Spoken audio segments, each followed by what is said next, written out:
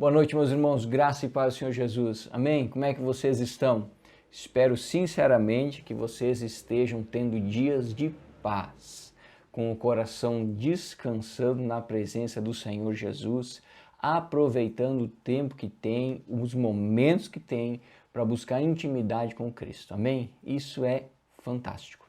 Irmãos, mais um culto de quarta-feira, momento de oração, momento de nós conversarmos um pouco sobre a palavra, debatemos um pouco sobre algum assunto atual que está aí na nossa cabeça e orar também, adorando a Deus aí através das nossas orações. Eu queria começar esse culto justamente nesse espírito de adoração, orando ao Senhor. Coloque o seu coração diante de Deus. Eu não sei quais são os seus pedidos de oração, mas Deus sabe, é Ele que escuta as nossas orações e é Ele que tem poder para agir naquilo que nós colocamos diante dele. Por isso nós vamos orar por ele. Mas vou pedir para você orar comigo num pedido em comum. Vamos orar pela nossa nação. Vamos orar pela questão política da nossa nação. Vamos orar pela questão da saúde da nossa nação. Precisamos interceder. Amém? Vamos estar orando então. Feche teus olhos e abra o seu coração diante de Deus. Senhor Jesus, na tua presença nós nos encontramos nesse momento. Estamos aqui, Senhor, nesse dia, nessa quarta-feira, nesse culto a Deus, para adorar ao Senhor, para celebrar o teu santo, precioso e grandioso nome, Senhor.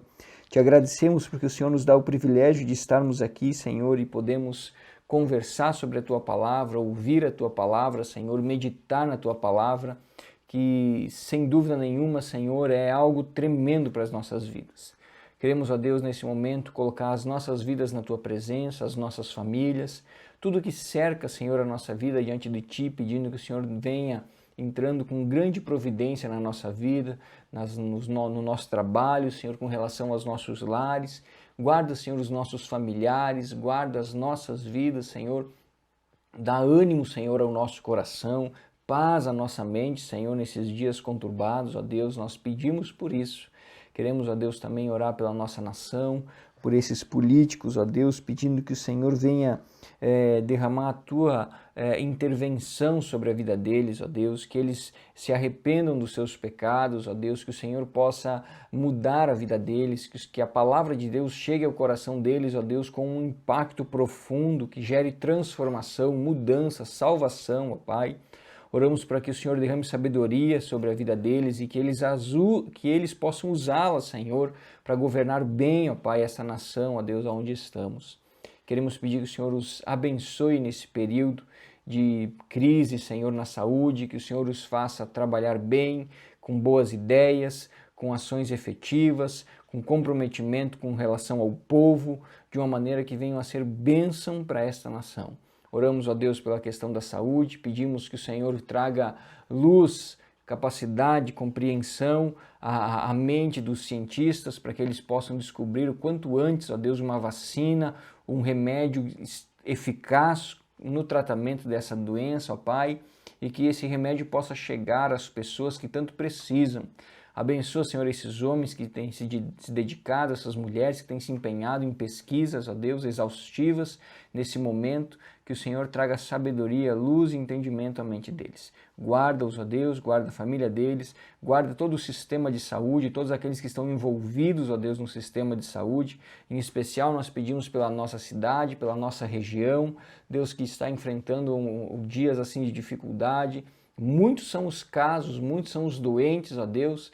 Pedimos que o Senhor possa nos ajudar a passar por esse momento, Senhor, de uma maneira a vencermos esse vírus. O Senhor é o Deus que pode todas as coisas. Tu estás no comando de tudo, Senhor.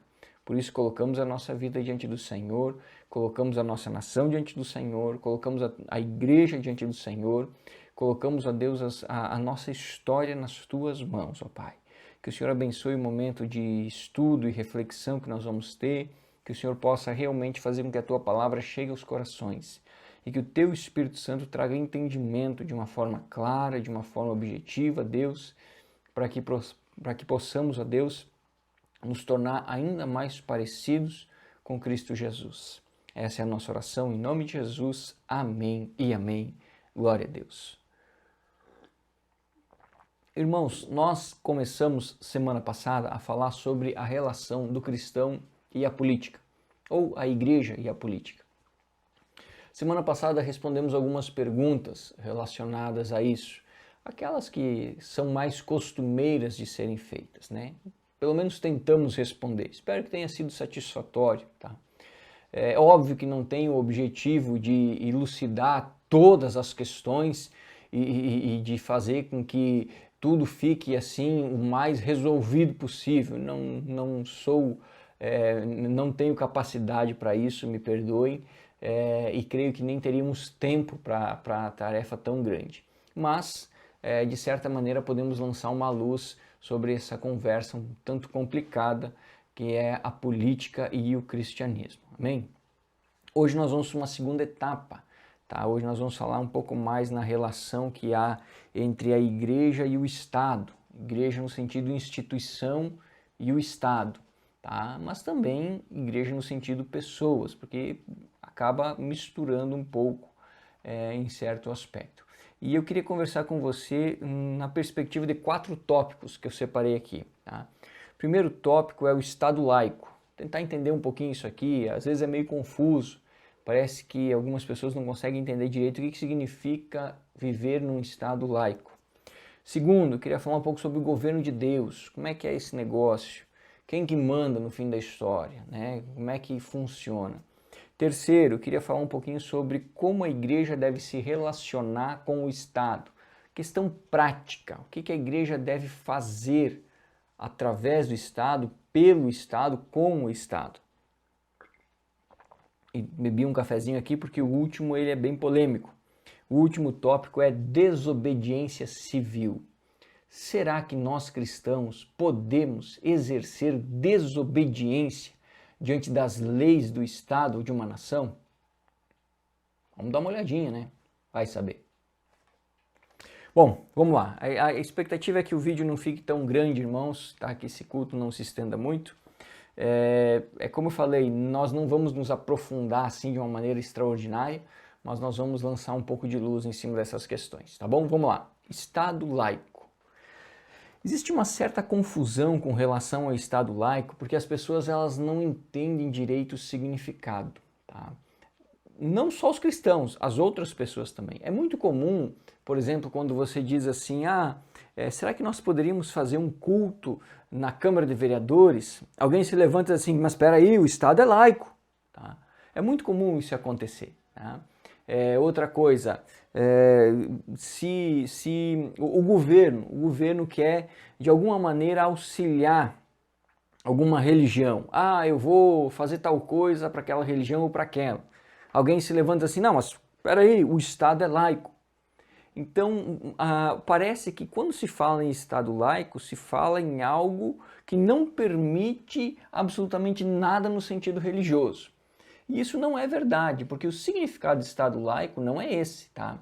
Eu vou explicar para você. Estado laico significa que o Estado, o país, a nação, não é gerida, controlada por líderes religiosos, tá?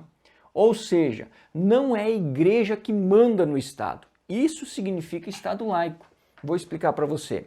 Não é a igreja que chega na prefeitura e diz assim, nós precisamos fazer essa lei e vai ser aprovada porque nós mandamos.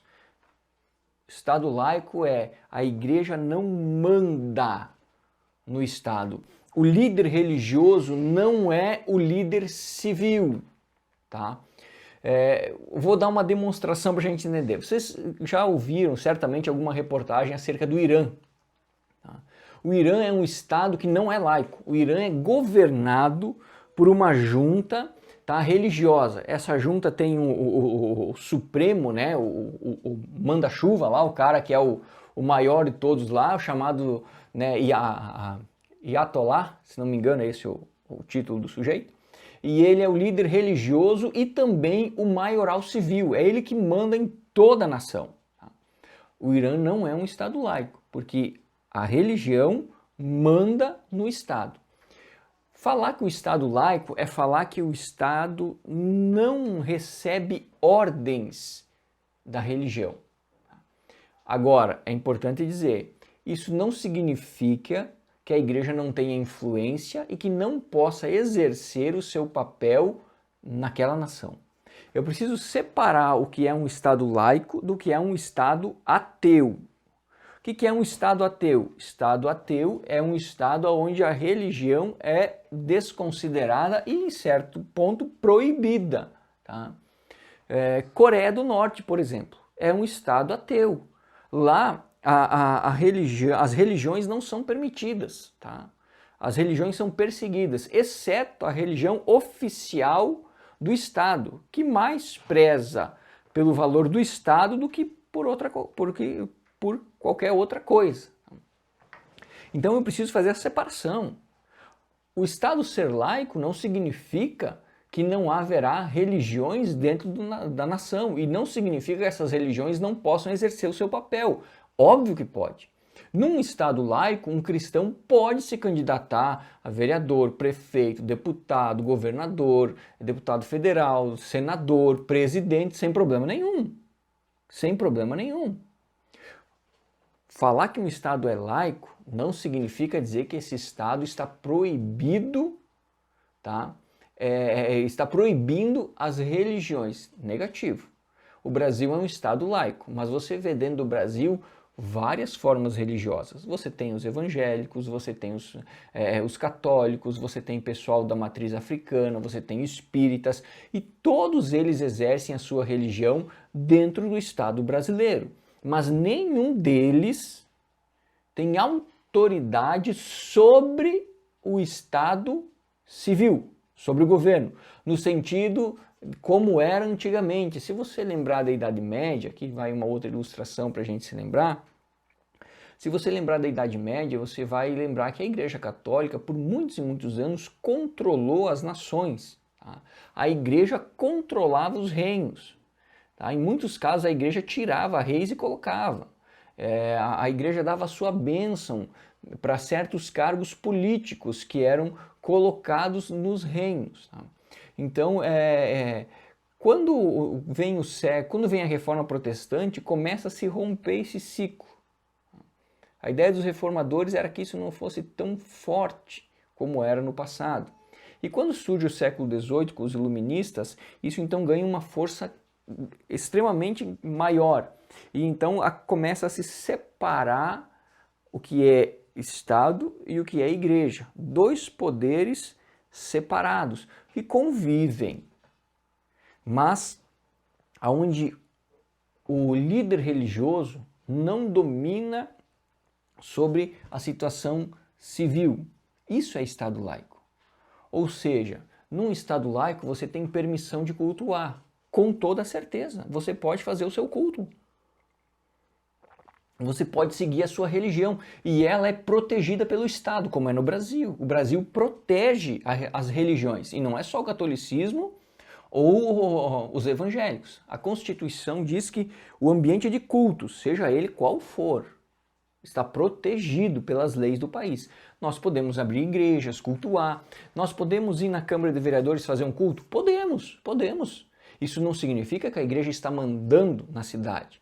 Pelo contrário, se os espíritas tiverem a liberação de irem lá e fazerem uma ação deles, pode, não tem problema. Tá? Porque o Estado laico não significa não haver religião.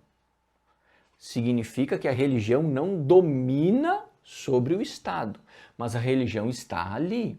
Isso eu preciso entender, porque o que acontece na maioria das vezes e o que vem acontecendo no Brasil é o desejo da implantação de um Estado ateu. Essa é a verdade. Principalmente por alguns ramos políticos mais voltados a uma ideia assim comunista exacerbada, porque o comunismo, o marxismo, toda essa questão, eles são ferrenhamente contrários à religião, a qualquer religião.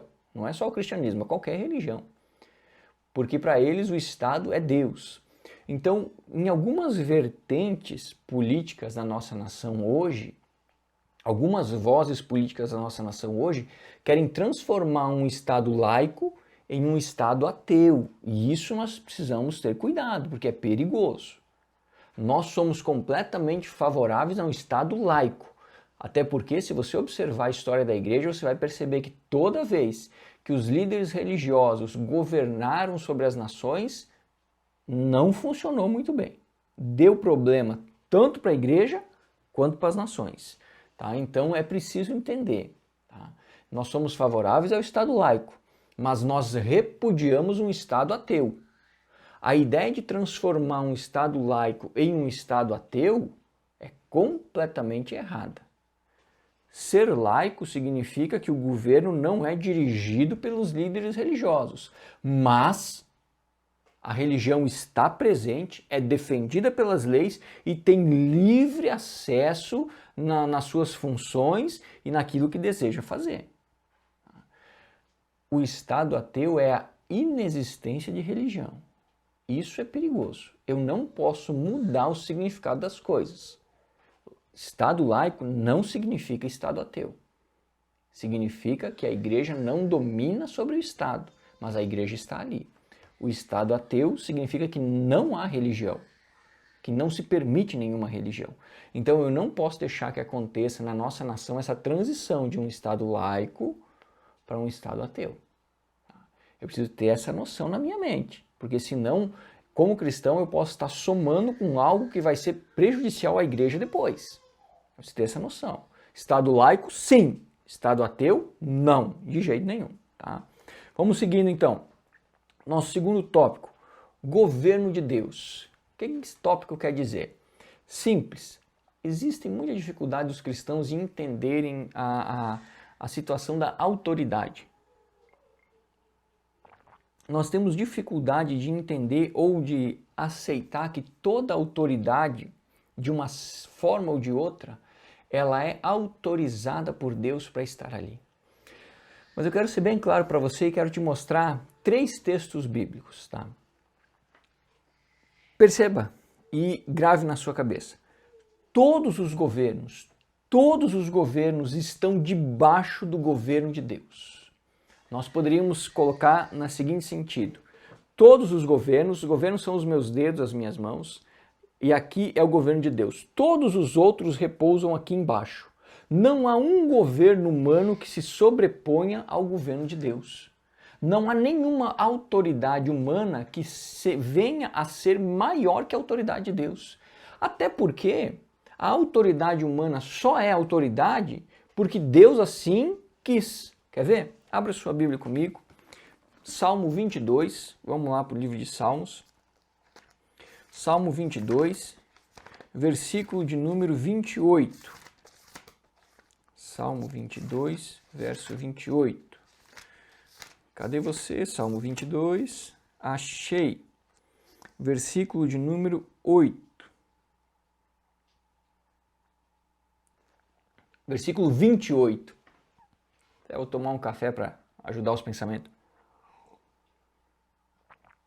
Versículo 28, Salmo 22, verso 28. Pois o Senhor reina e governa sobre todos os povos. Chamo sua atenção para a amplitude do texto. O texto diz que o Senhor reina, ou seja, ele é o rei, mas não só é um rei, ele é um rei que governa, ou seja, ele exerce a sua vontade e o seu plano. Aonde? Todos os povos, diz o texto, em todas as nações. Agora vamos para o Salmo 47. Salmo de número 47, versículo de número 8. Deus reina sobre as nações, sentado em seu santo trono. Deus reina. A ideia de autoridade e de ação, de novo, está presente. Diz que Deus reina. Ou seja, ele é o rei e executa a sua vontade sobre todas as nações e todos os reinos. Tá? Os reinos, as nações, os países recebem a autoridade, os governantes de Deus. Vamos abrir Romanos capítulo 13. Romanos capítulo 13, versículo 1. Está extremamente claro esse texto. Romanos 13, 1.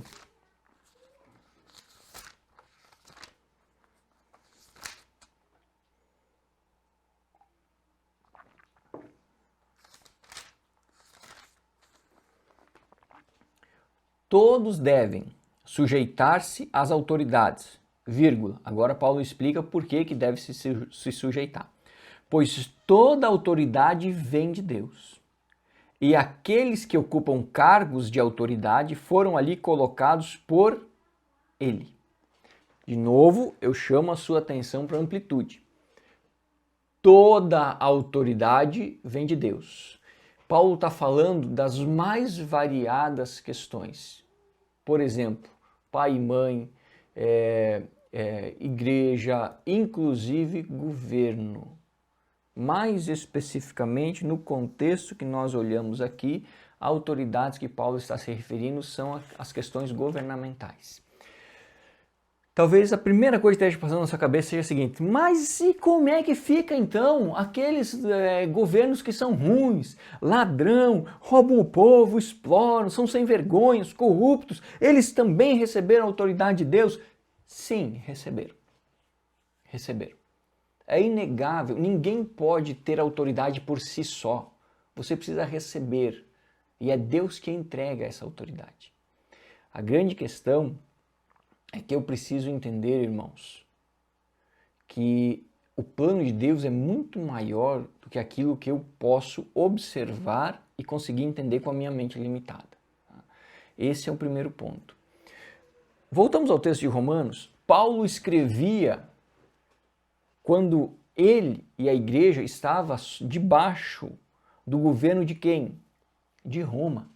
E o governo de Roma não era um governo santo, imaculado, um governo maravilhoso. Negativo. Os imperadores romanos foram homens cruéis, pecadores no mais alto nível possível, amantes dos prazeres, exploravam o povo, não tinham vistas ao povo, não queriam nem saber do povo. E diante desse governo, Paulo diz assim: eles foram colocados ali por Deus. Eles têm a autoridade de Deus. É natural que a gente faça a seguinte pergunta: mas por que Deus permite ou concede autoridade a pessoas que muitas vezes vão fazer o mal para o povo? Tem um teólogo que ele diz, na concepção dele, eu queria citar aqui, que ele diz que Deus usa os governos para chamar a atenção do povo, para cumprir a sua vontade ou para punir a nação que está desagradando a direção de Deus. Se você observar Israel, de certa maneira, essa posição não está de toda errada. Você observa que Deus usou os reis de Israel e usou governos fora Israel para trazer juízo sobre a nação, para falar na nação de Israel acerca da sua vontade. O fato é, meus irmãos, que eu gostando ou não gostando, a realidade é que o governo maior, ele é o de Deus. E todos os outros governos que existem recebem de Deus a autoridade, tá, para existirem e exercerem seus cargos. É óbvio que Deus não incentiva que esses homens sejam maus, corruptos ou ladrões. É óbvio que não. A palavra de Deus está aí para demonstrar que não.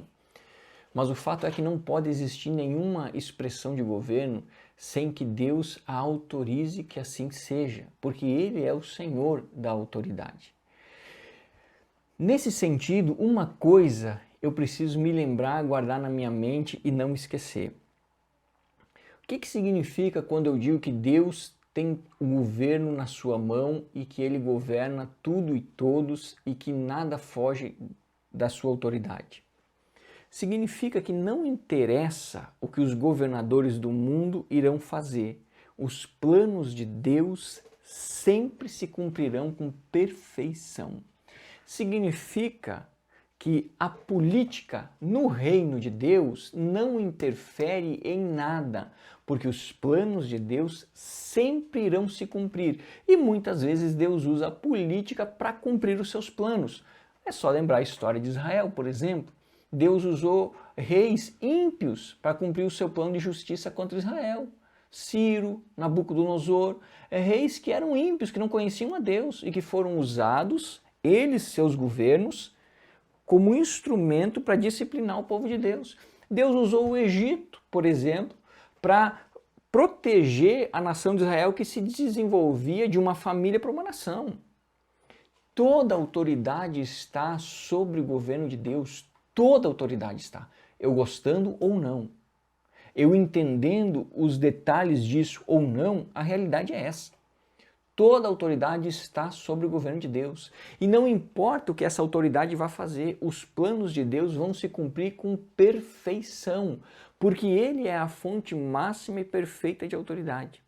Isso para nós traz um certo alívio e um descanso, porque nós sabemos que não importa o que os homens venham a fazer, a vontade de Deus se cumprirá em perfeição. Vamos para o terceiro tópico?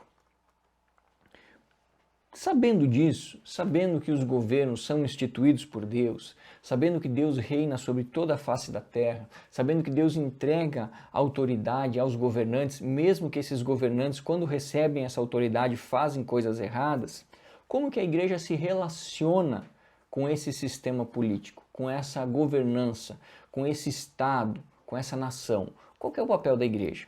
Eu separei aqui 3 coisas que eu acho que englobam bem o papel da igreja. A primeira delas é papel da igreja ser constante intercessora da nação e dos líderes civis.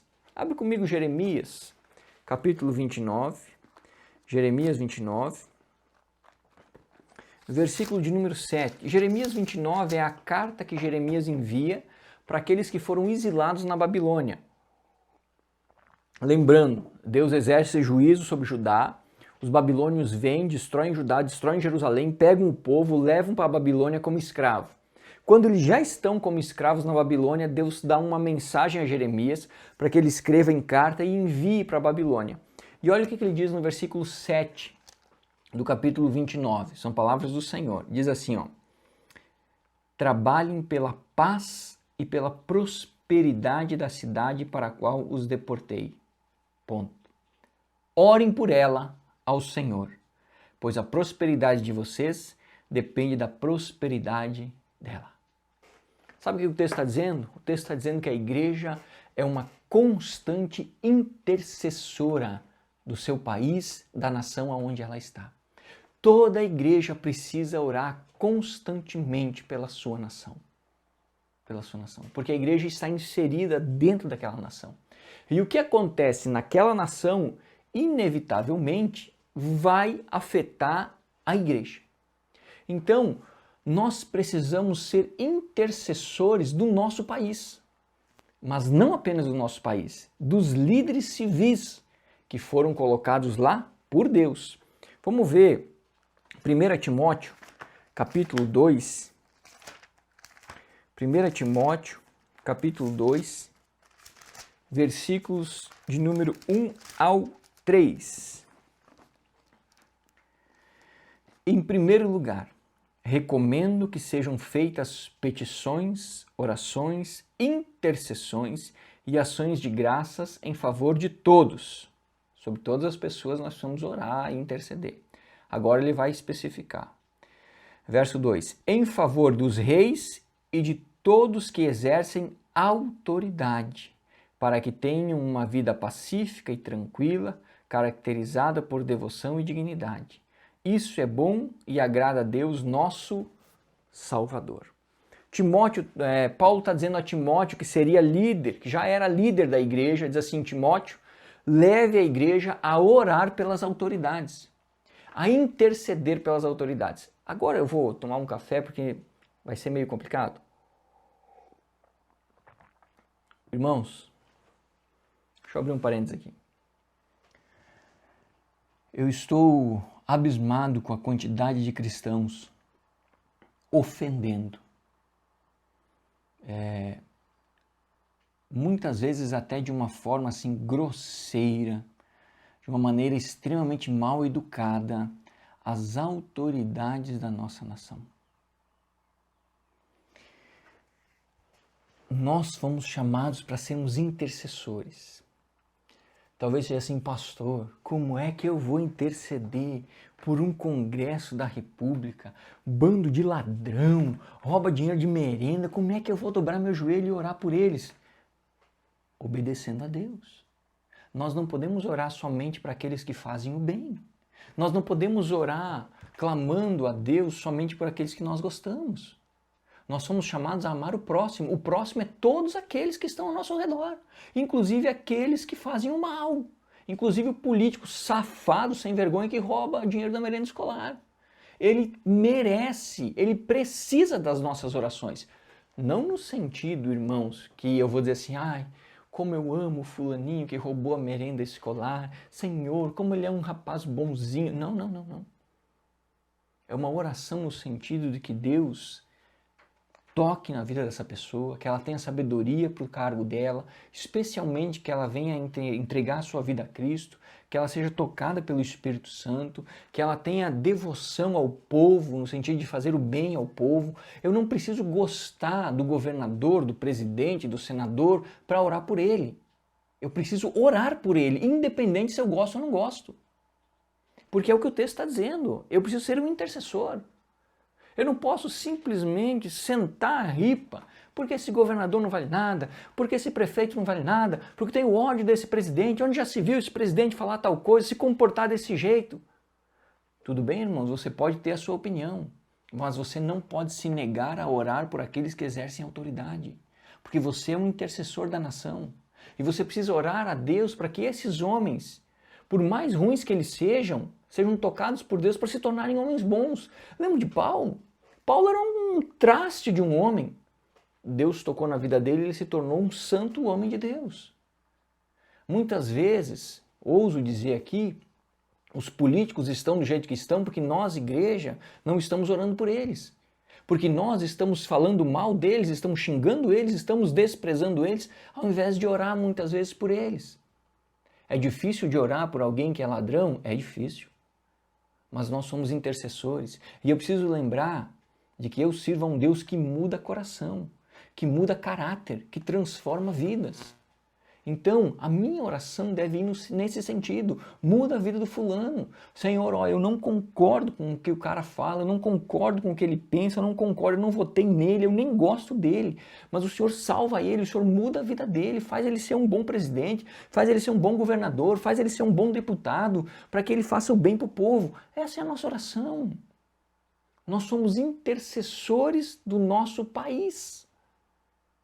Mas, infelizmente, eu tenho visto muitos cristãos sendo boca de maldição com relação aos seus líderes civis. Cuidado, meu irmão, cuidado. Você foi chamado para ser um intercessor do lugar onde você está. Você acha que o pessoal que foi para a Babilônia gostou de ler o que Jeremias escreveu, o que Deus falou? Tu acha que o pessoal que foi lá para a Babilônia como escravo gostou de ler assim, olha, ore pela cidade da Babilônia para que tudo vá bem? Você acha que o cara diz assim, o quê? Claro que não gostou. Mas ele precisava entender que o que interferisse naquele lugar interferiria na vida dele também. Então ele precisaria ser um intercessor para que aquele lugar fosse bem, para que ele também fosse bem. Então ore pelas autoridades. Pare de amaldiçoar os governos civis. Ore por eles para que Deus haja e faça uma transformação, irmãos. Você deve ser um intercessor da sua nação, um intercessor dos políticos, ainda que eles não mereçam, mas a nossa função é interceder por eles.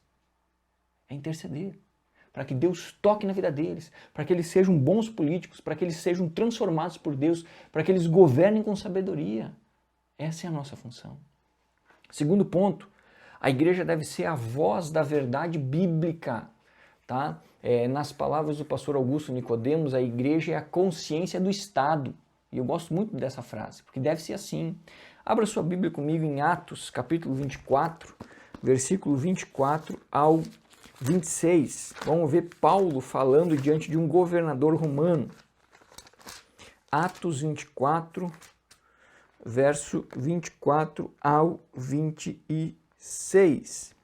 Diz assim, ó, alguns dias depois, Félix voltou com sua esposa Drusila, que era judia. Mandou chamar Paulo e os dois ouviram ouviram enquanto ele lhes falava a respeito da fé em Cristo Jesus. Olha agora, quando Paulo passou a falar da justiça divina, do domínio próprio e do dia do juízo que estava por vir, Félix teve medo e disse: pode ir, por enquanto. Quando for mais conveniente, mandarei chamá-lo outra vez. Félix também esperava que Paulo lhe oferecesse dinheiro, de modo que mandava buscá-lo com frequência e conversava com ele. Olha a história, Félix era um governador romano. E ele chama Paulo, e Paulo não se nega a falar as verdades de Deus. Fala do Evangelho de Cristo Jesus, da salvação, e fala das questões do pecado. E esse governador, quando Paulo começa a falar das questões do pecado, ele diz assim, não, peraí, eu volto outra hora, Paulo. Porque diz a Bíblia que ele queria dinheiro. Mas Paulo não se nega a ser a voz de Deus diante da autoridade política. Agora um outro texto, abra comigo Marcos capítulo 6. Marcos capítulo 6, versículos 17 e 18. Marcos 6, 17 e 18. O rei havia mandado prender e encarcerar João para agradar Herodias. Ela era a esposa de seu irmão Filipe, mas Herodes tinha se casado com ela. João dizia a Herodes: é contra a lei que o Senhor viva com a esposa do seu irmão. Olha a autoridade e a voz de Deus, de João Batista, com relação ao rei.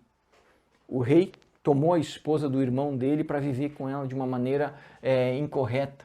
E João Batista não se negou a falar porque era o rei. João dizia assim: você está em pecado, Herodes. Você está em pecado, o seu casamento é pecado, você está cometendo um ato terrível.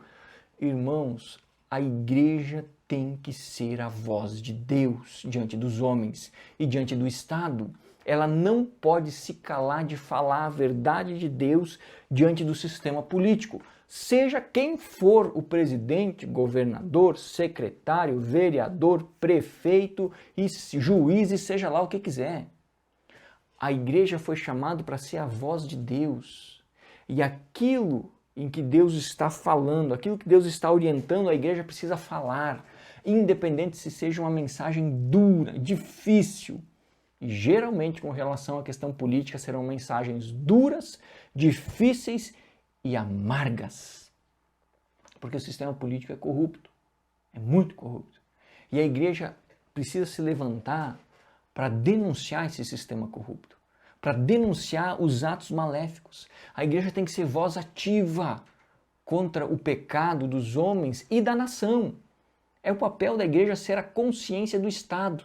É o papel da igreja estar sempre lá, olha, peraí, essa lei não, está errada. O que vocês estão fazendo é errado. O que vocês querem fazer é errado porque não é certo, por causa disso. Esse é o papel da igreja. É ser a voz, a consciência do Estado. É ser o freio moral de um Estado que anda quase que sem limites. Nós não podemos perder a nossa voz. Só tem voz quem não tem nenhum tipo de conluio com o sistema. O que eu estou querendo dizer com isso? Você só poderá ser voz de Deus diante de um sistema político se você não estiver de conchavo com esse sistema. A partir do momento que você fez conchavo com esse sistema, você não conseguirá se levantar para confrontar esse sistema, porque você vai estar amarrado. A igreja precisa ser a voz de Deus, a consciência do Estado. E por último, ela é a cooperadora para a construção de uma nação boa, próspera e justa. Lembra do texto de Jeremias 29:7? Trabalhem pelo bem da cidade onde vocês estão. Irmãos, eu preciso trabalhar e me esforçar pelo bem do meu país. A igreja precisa fazer o bem à nação. A igreja precisa buscar construir uma nação boa, justa, próspera para a igreja, para todas as pessoas da nação. Para todas as pessoas. Nós precisamos agir nesse sentido. Nós precisamos estar atentos. A igreja precisa somar com o Estado para a construção de uma nação mais igualitária, mais abençoadora, mais pacífica, mais próspera, mais acolhedora, mais protetora. Por isso que a igreja evangélica, ela desenvolve tantos trabalhos, casas de recuperação, abrigos, albergues, orfanatos, casas de repouso, hospitais, escolas, projetos com jovens, adolescentes. Nós precisamos somar pelo bem da nossa nação. A igreja precisa ajudar a construir uma nação mais próspera, justa e pacífica. Essa é a função. Então eu separei essas 3 questões que vão fazer com que a igreja, na prática, se relacione com o Estado. Em primeiro lugar, ela deve interceder constantemente pela nação e pelos líderes, gostando ou não de quem está no poder. É nossa função orar por eles.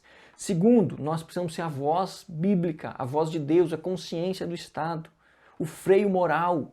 Nós precisamos falar as verdades de Deus e não nos calar, independente se seja fulano X, Y ou Z, não nos interessa. Deus, a voz de Deus, a vontade de Deus é soberana e é certa. Em terceiro lugar, nós precisamos somar com o Estado, somar para a construção de uma nação justa, próspera e pacífica, para que todos na nossa nação vão bem. Finalizando o nosso vídeo, 4º tópico, igreja e a desobediência civil. A palavra de Deus era categórica, a gente viu em Romanos 13:1, e se você abrir em 1 Pedro, capítulo 2, você vai encontrar um texto basicamente igual, que fala sobre a questão de que os cristãos precisam obedecer às autoridades civis.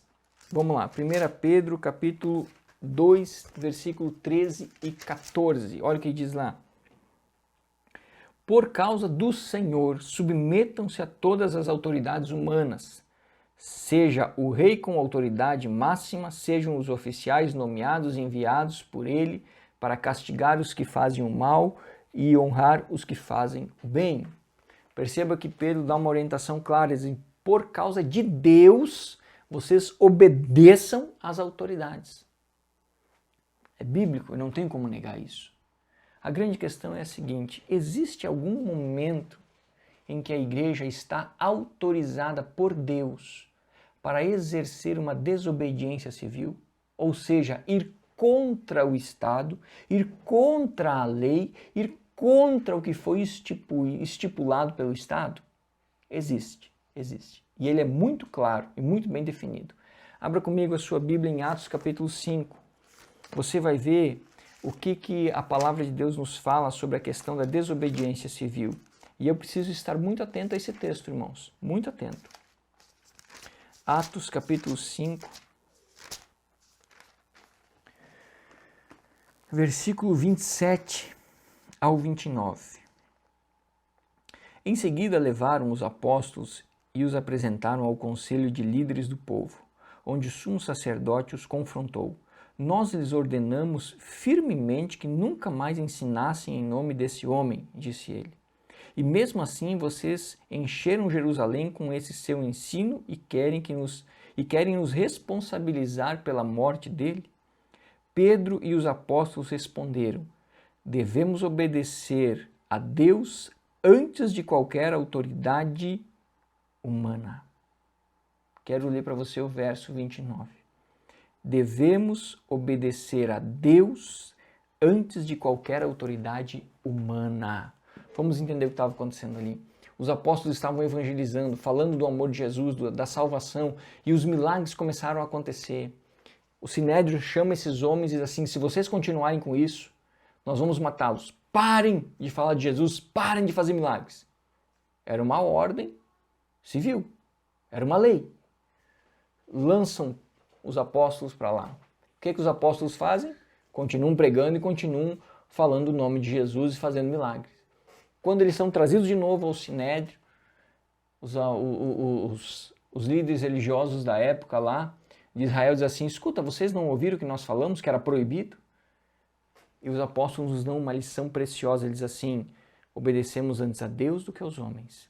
Sabe quando que a igreja está autorizada, e não apenas autorizada, mas ela tem a obrigação de desobedecer a autoridade civil quando esta autoridade civil vai contra a palavra de Deus. Eu vou dar uma ideia bem clara para você. Se no Brasil surgir uma lei que obriga as igrejas, os pastores a fazerem casamentos homossexuais, eu, como pastor, tenho a obrigação diante de Deus de desobedecer essa lei e de me negar a cumpri-la. E a igreja brasileira tem a obrigação de se negar a cumprir essa lei, porque vai contra a palavra de Deus. Nada contra as pessoas, nada contra as pessoas. Mas a palavra de Deus nos fala que casamento é homem e mulher. Então eu estou obrigado a exercer a minha desobediência civil, porque a lei de Deus é superior à lei dos homens. Vou dar um outro exemplo. Se no Brasil surgisse uma lei maluca, mas vou dar um exemplo, que é obrigatório, se eu tiver, eu estou criando aqui, tá, irmãos? É uma fábula. Se eu tiver 4 filhos, o último que a minha esposa engravidar, ela é obrigada a fazer aborto, porque tem um controle de natalidade. Eu sou obrigado como cristão, como pai, como homem cristão, a desobedecer essa lei. Porque a Bíblia diz que o assassinato é pecado. A lei de Deus está acima da lei dos homens. Então a igreja pode exercer desobediência civil? Pode. Não só pode, como deve. Quando a lei civil vai contrária à lei de Deus ou vai querer obrigar o cristão a fazer algo que vai contra a vontade do Senhor. Nesse momento de pandemia, muitos cristãos eu ouvi na internet se levantando dizendo que a igreja tinha que se rebelar contra os decretos dos governadores ou prefeitos que pediram a paralisação do culto público. Irmãos, deixa eu explicar uma coisa. Ninguém proibiu a igreja de cultuar. Ninguém proibiu. A igreja está aberta. Você pode ir na igreja, você pode atender na igreja, a igreja está aberta. O que nos foi pedido, o que foi decretado é que o culto público fosse interrompido por algum momento. Nós podemos tranquilamente, como nós estamos fazendo agora, ter o culto pela internet. Tranquilamente. Nós não fomos impedidos de pregar o evangelho. Nós fomos, através de um decreto, nos pediram para que nós parássemos por um tempo com a reunião pública, tendo em vista uma pandemia. Nesse sentido, a igreja pode e deve ser desobediente civilmente? Não, não.